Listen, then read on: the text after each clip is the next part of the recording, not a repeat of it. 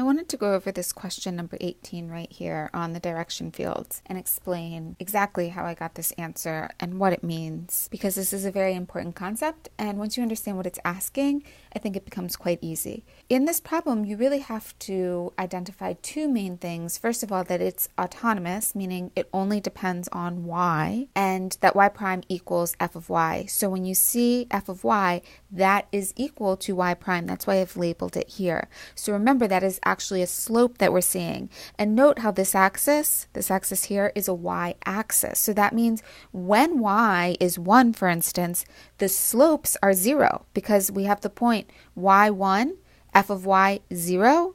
That would mean when y is 1, the slope is 0. So that's how I get to drawing this right here, because see, whenever y is 1, when y is 1, slope is 0. When y is 1, slope is 0. When y is 1, slope is 0.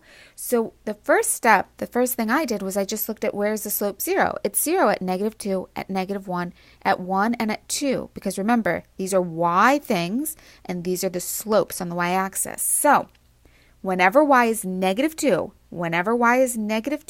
I have a slope of 0. So that's what I'm drawing in right here. When y is 2, slope is 0. When y is -1, slope is 0.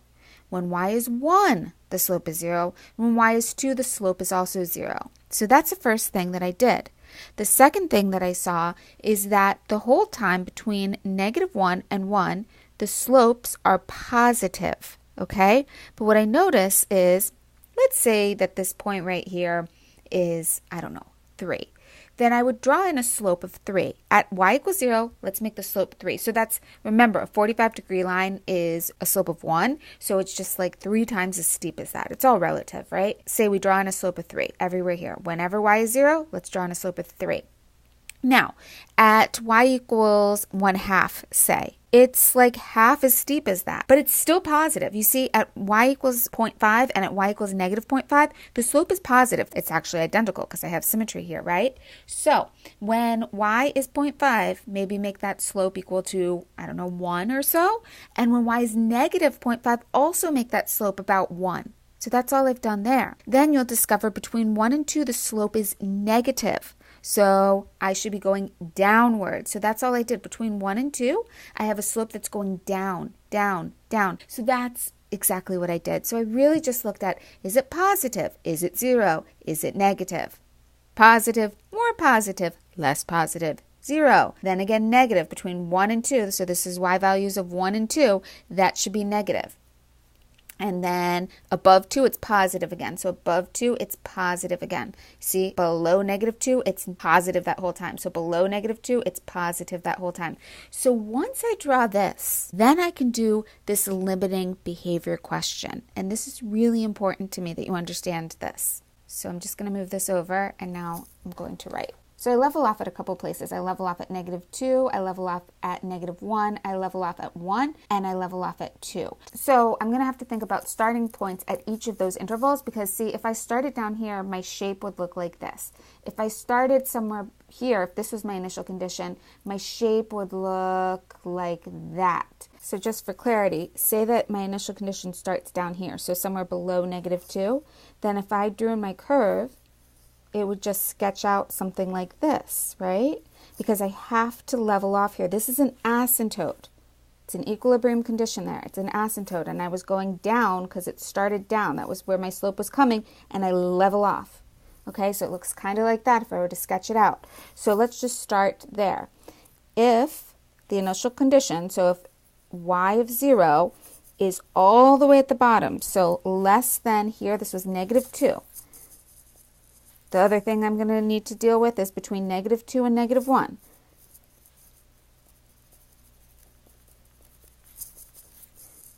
If the other thing is between -1 and 1.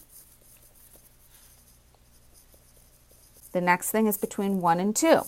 And the last thing is above 2, because those are the only places where things change up.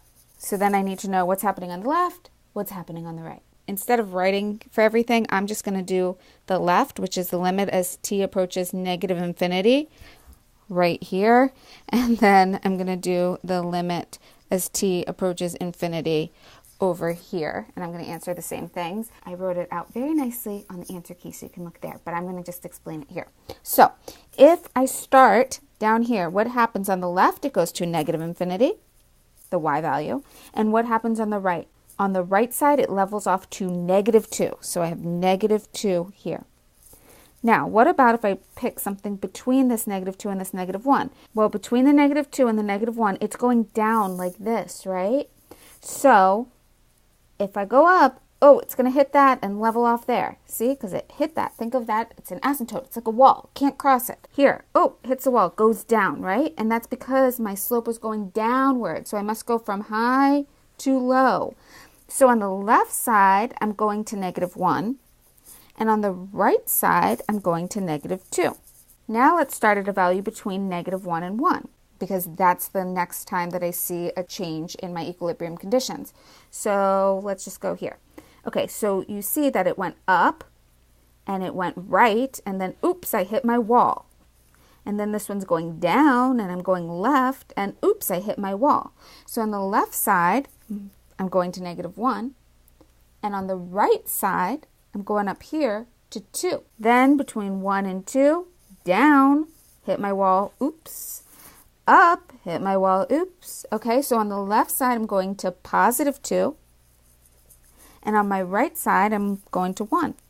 The last thing I have is all the way up here at the top. So I'm going upwards, right? Hit my wall.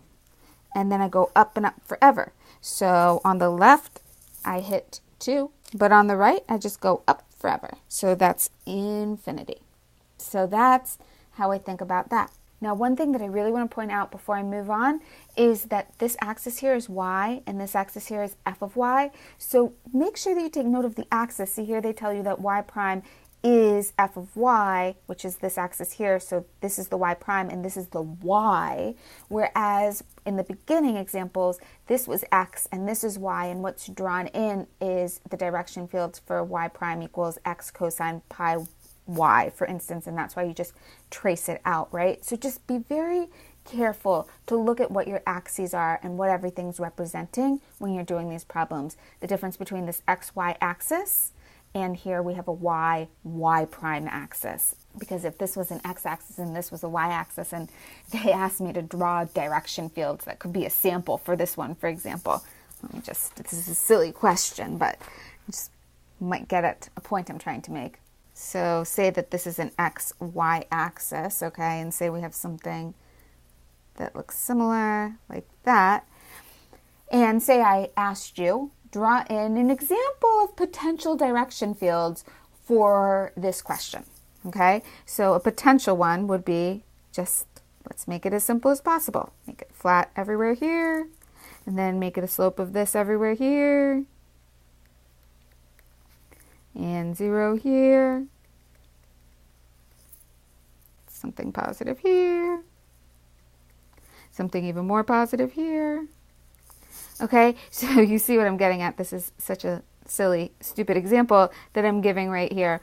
But the difference is here, in this question that I asked, I had an xy axis drawn. So if this is a solution curve here, and I asked you, give me potential direction fields for this problem, this would be an answer for it. So this is asking you very different questions. I'm just trying to get at, please make sure you're reading, okay? Really quickly to go over this question, somebody asked a question on this. So the way that I look at this problem is I like to always look at where dy dt equals 0. So that was what I did first in this question. And it equals 0 when e to the t y minus 1 squared equals 0. That's when e to the t equals 0, or when y minus 1 equals 0. That's y equals 1. This can never happen. E to the x can't ever be equal to 0. And so whenever y equals 1, I should be flattening out. My tangent line should be horizontal there. So if I look at this figure B, at 1, I do not have a flat tangent line. I do not have a horizontal tangent line. A slope is 0. So I knock this one out immediately by that. Whereas in this one, at y equals 1, see here's y equals 1, y equals 1. It does flatten out. Here at y equals 1, nope, not flattening out.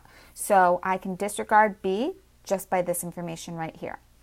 But how do I look at A? Well, the way I looked at this one was I realized that e to the t always has to be positive. I also realized that y minus 1 squared always has to be positive because something squared is always going to be positive, meaning that this whole thing has to always be positive, meaning dy dt always has to be positive. If the slope is always positive, that means that the function itself should always be increasing.